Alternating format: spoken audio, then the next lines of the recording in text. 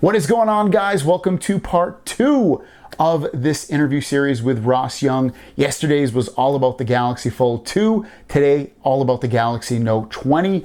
And we went into rumors and leaks that he's already released himself, and a little bit beyond that, and just the technology that goes behind everything as well. So definitely watch it.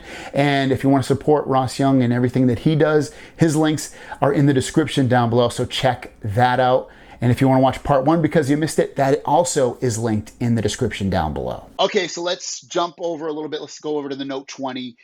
Today you did at the time of making this video anyway, you did a big drop on the displays. So let's talk about the Note 20, Note 20 Plus. You did mention, actually, before we jump into that, you did mention in another tweet that there's not going to be a Note 20 Ultra, that the Note 20 Ultra is going to be the Galaxy Fold 2, at least in your opinion. So if you can talk about the Note 20 and Note 20 Plus a little bit, and if you want to elaborate on the Note 20 Ultra as well. Sure. So the Note 20 is going to grow from 6.3 inches to 6.42 inches. The resolution will go up a little bit to 2345 by 1084. The pixel per inch will grow from 401 to 404. It'll continue to use Samsung's flexible OLED, so it'll be light and thin. Like the Galaxy Fold 2, it'll have 120 hertz refresh with LTPO. It will have a 19.5 by 9 aspect ratio. And we think they may be the first to adopt the Qualcomm Sonic Max fingerprint technology, which gives you a 17 times larger sensor, allows you to put 2 fingerprints on the display at the same time, and therefore is much more secure. We think it'll have a centered hole punch, like on the Note 10. We think the Note 20 Plus will grow from 6.8 inches to 6.9 inches, 6.87 actually. The resolution will be wide QHD plus 3096 by 1444. That's a pretty high resolution of 497 ppi.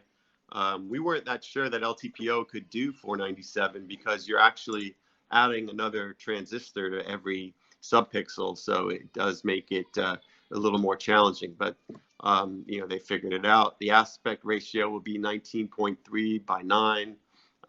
Again, it'll have the LTPO technology and may have the Sonic Max technology.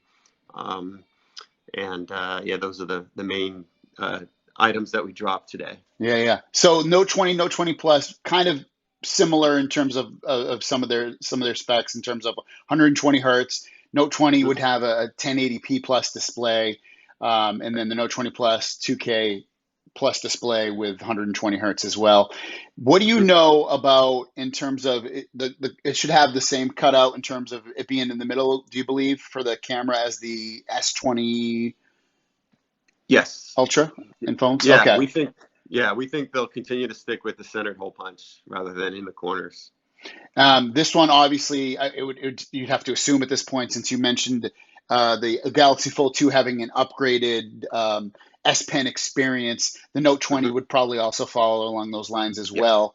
Yes. Do you know, have you heard any features or anything it might have in terms of last year's version? Have you heard anything about that?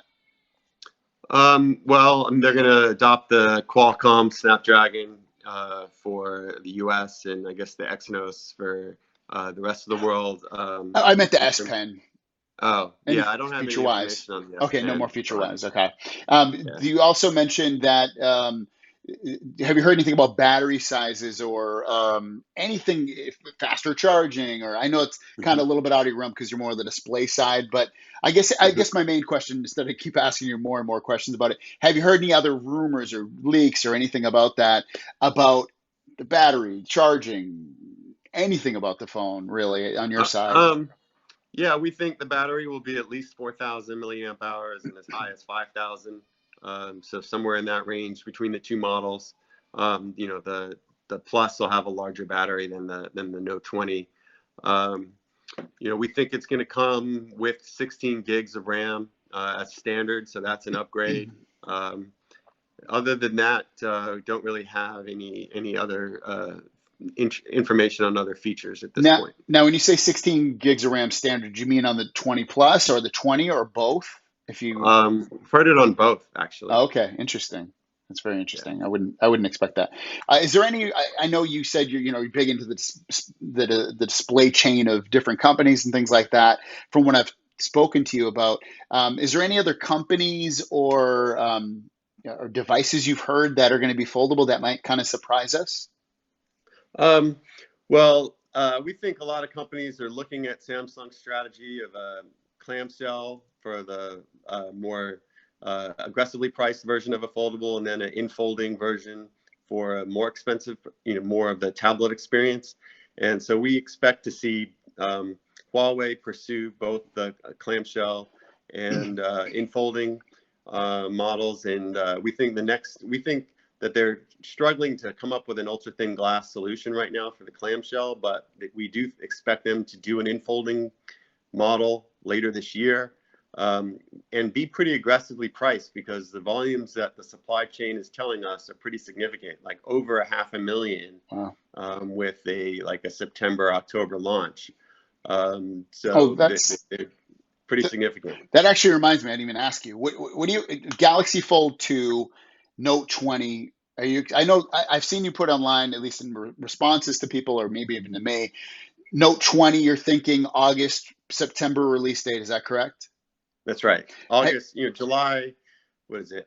Early August launch, announcement, and then start selling it, by the end of August, early September.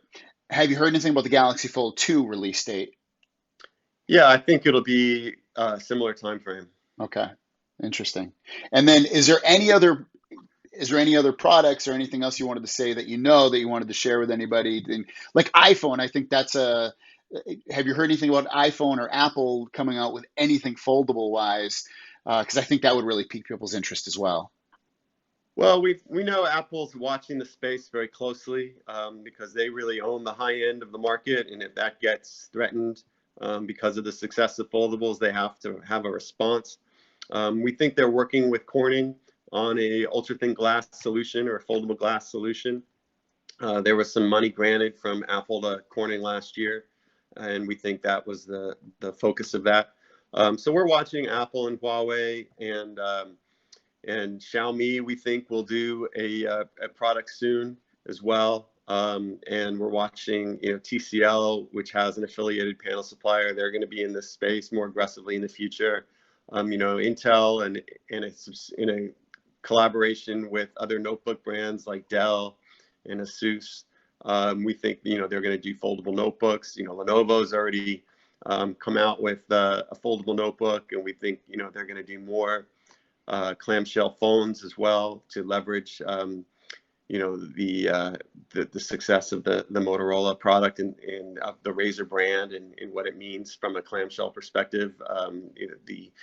A lot of people really have pleasant thoughts, pleasant memories of their previous Razers. They love the idea of shutting the phone on somebody when they're talking. So we think that they'll continue to pursue that, and we think the next big product for foldable will be this Huawei infolding phone that will be more aggressively priced than the last version. But what phone do you have personally? Because I think some people want to know, since you're so into the Yeah, displays and everything. What phone do you personally use on a day-to-day basis? I think I have the cheapest phone in my house. My wife has an iPhone 11 Pro Max, but I'm still using an iPhone 8. I was hoping to switch to a phone with a much better camera, like the S20 Ultra. I was going to Mhm. go on a safari this summer. Actually, I was going to look forward to using that, but because of COVID-19, that's not happening. So, I will be upgrading to a 5G phone later this year. And then, is there anything you want to promote? Obviously, I'll put links to everything that you have to do in the description and in a comment. But is there anything else you wanted to promote or say? Sure. We're having a webinar in August as part of Display Week. It'll be known as the Display Week Business Conference, put on by SID, which is the Society for Information Display, and Display Supply Chain Consultants. And that's at our website at displaysupplychain.com, and we'll have companies speaking from throughout the display supply chain, including Corning and Applied Materials and Schott and LG, and a lot of different companies. And it'll be it typically is the most listened to event in the display industry. It was over 400 people attended the last couple of years, so it should be a good event. Thanks so much, Ross. I appreciate this. Awesome. And hopefully you'll come on again with other phones or maybe some of these devices whenever you get more information. It'd be great. Sounds good. Looking forward to it. Thanks, man. All right. Thanks.